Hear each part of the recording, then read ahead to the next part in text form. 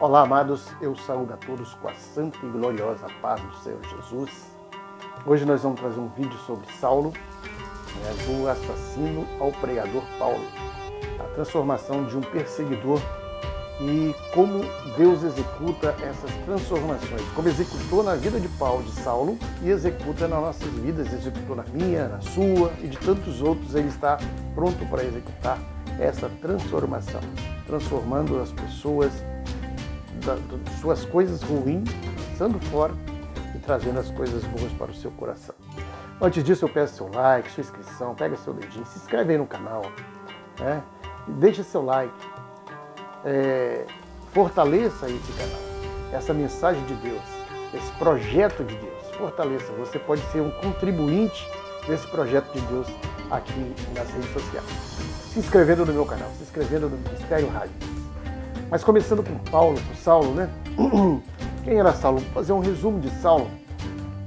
Saulo, ele era a idade dele, ele era jovem, não se fala qual a idade dele, mas lá em Atos 7:58, ele é descrito como um jovem. Um jovem pode ser na faixa de seus 20, 25 anos, até 30 anos, né? Onde ele nasceu? Nasceu na cidade de Tarso. Tarso era lá na região da Sicília. Essa região era dominada pelo Império Romano, eram os romanos que tomavam conta, né? E ela ficava lá na Turquia. A localização dela é na Turquia. Ele era conhecedor e defensor da lei judaica, porque era filho de um romano e com uma mãe judia. Agora, você pode perguntar, onde é que está escrito na Bíblia que Paulo é filho de um romano? Lá não tem escrito na Bíblia que ele é filho de um romano. Mas ele fala em Atos 22, 28, que ele é romano por direito. Ou seja, a cidadania romana podia ser comprada naquela época. Você podia adquirir pagando pela cidadania romana. Mas como ele disse que ele era cidadão por direito, quem era cidadão por direito é porque tinha uma descendência direta com o romano. Ou seja, se ele especifica, a mãe dele era judia, da tribo de Benjamim, o pai só poderia ser romano. Não tem outra saída senão para que ele pudesse ser romano por direito. Logo, com isso, ele tinha a nacionalidade também romana e os direitos romanos. E isso ele reivindica mais tarde. Ele busca esses direitos para se defender mais tarde. Então, esse era Saulo. Agora, o que Saulo era? Saulo era um fariseu, porque pelo lado da mãe, nas leis judaicas, ele exercia aquela função, né, de ser um fariseu. Ele era um fariseu. O que era um fariseu? O fariseu era aquele que estudava a lei e aplicava a lei, ensinava a lei ao povo. Então, Lucas 11, 34, 39, a gente mostra algumas divergências que Jesus tinha com esse pessoal, com esses fariseus. Porque os fariseus, eles por fora pareciam demonstravam santidade, mas no interior por dentro, estavam cheios de pecado e Jesus condenava isso. Seus pecados por dentro, seu modo de falar, seu modo de agir, e demonstravam santidade porque dominavam a lei. Marcos 3, de 1 a 6, era o excesso de religiosidade, faltava o amor ao próximo, era ferro e fogo, né? O que estava escrito era aquilo dali e eles não deixavam o amor de Deus falar mais alto. Eu lembro que quando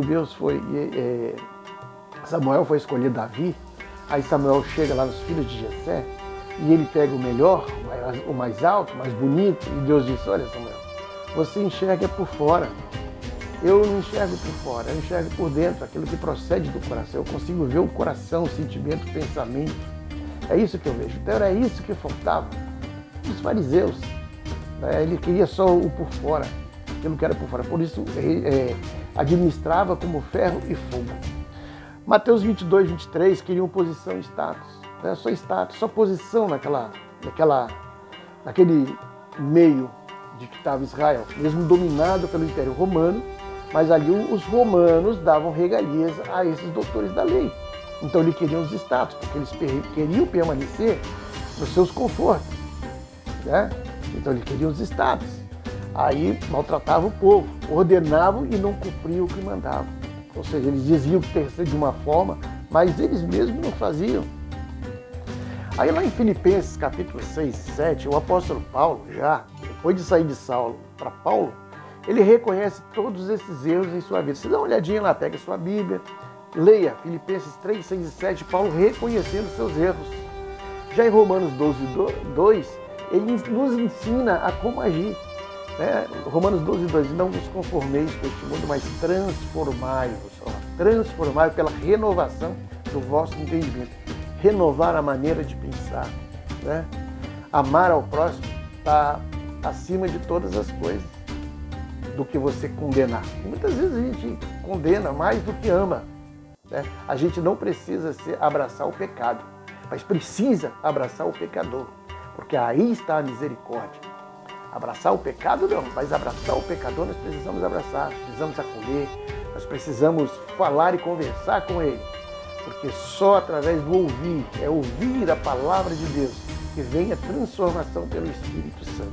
Então nós precisamos mudar o nosso jeito de pensar, nossa maneira de pensar, para trabalhar no reino de Deus, enquanto estamos aqui na terra. Olha só o que Saulo fazia. Olha como que era esse rapaz, como ele era cruel. Saulo assolava as igrejas, entrando nas casas, arrastando homens e mulheres, encerrando-os em prisão, sem dó e sem piedade. Saulo, respirando ainda ameaças e mortes contra os discípulos do Senhor, dirigiu-se ao sumo sacerdote. Ele ameaçava, né? Ele queria impor medo e terror para que as pessoas pudessem respeitar ele, né? E seguir aquilo que ele está dizendo. Expulsando-os da cidade, apedrejavam. Testemunhas puseram suas capas aos pés de um jovem chamado Saulo. Você lembra que a idade de Saulo? Olha, um jovem chamado Saulo.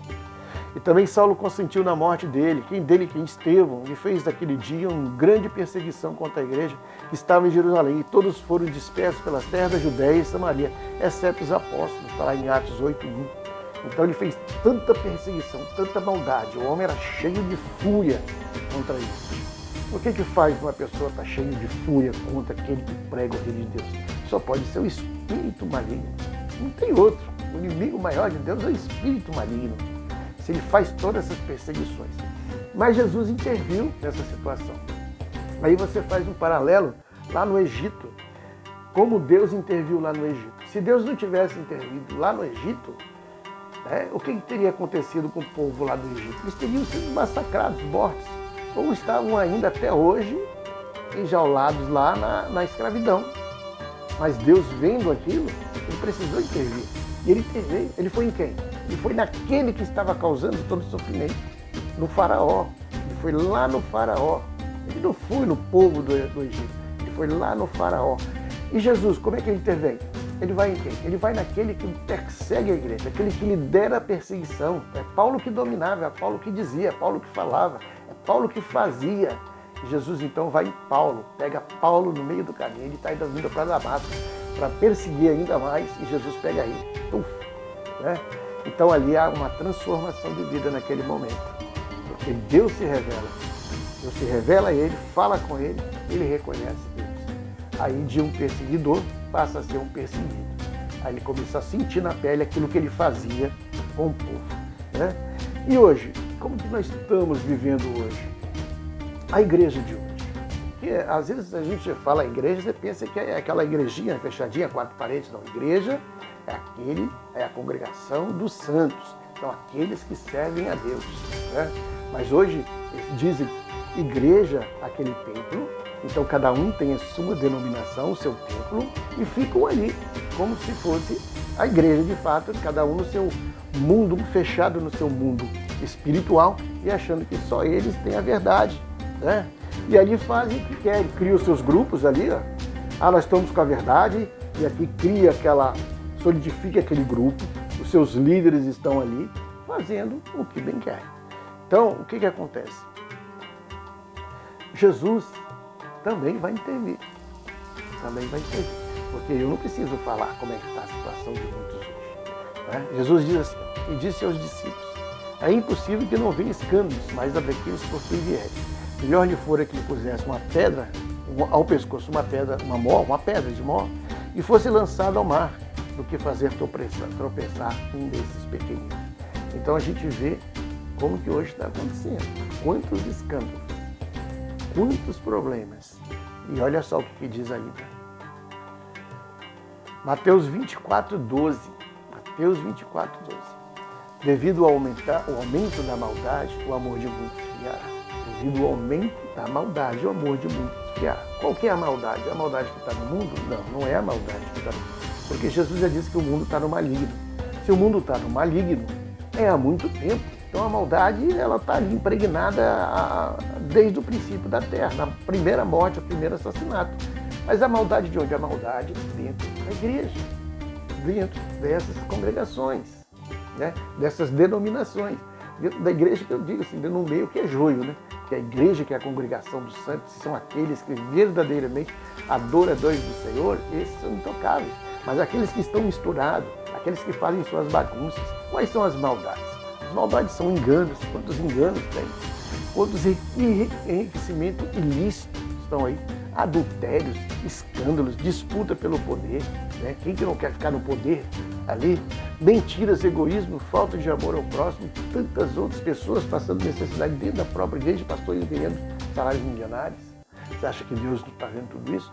E Deus vai intervir, como interviu no Egito, como interviu com Cristo e Saulo, e vai intervir novamente para que a igreja escape das mãos desse tipo de pessoa, desse tipo de joio, um joio maligno, impregnado no seio da congregação.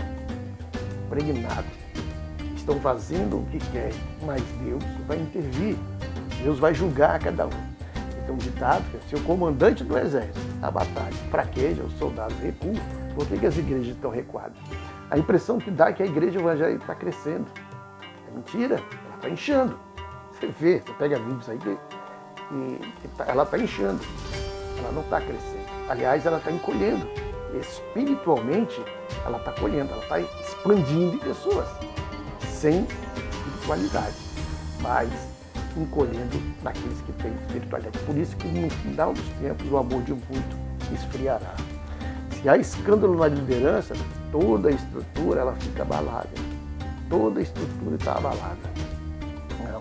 Nós temos que estar atento a tudo isso, que nós estamos nos finais dos tempos, Cristo está às portas, fique atento, tenha como guia a palavra de Deus, tenha como guia. O Espírito Santo é seu mestre, o Espírito Santo te ensina, ele está apto e pronto para te ensinar a palavra do Senhor. É só pedir, como diz Tiago, peça a Deus que Deus te envia, fiquemos atentos, busquemos a santidade, busquemos amor ao próximo, né? Amar a quem nos ama é muito fácil, temos que amar aqueles que nos odeiam, aqueles que nos querem mal, temos que amar eles, para ver se esse amor que nós temos chegue até os seus corações e eles sejam assim transformados. Saulo foi transformado no apóstolo Paulo, eu fui transformado, você foi transformado e muitas outras vidas podem ser transformadas pelo poder de Deus. Amém? Que Deus nos abençoe em nome de Jesus.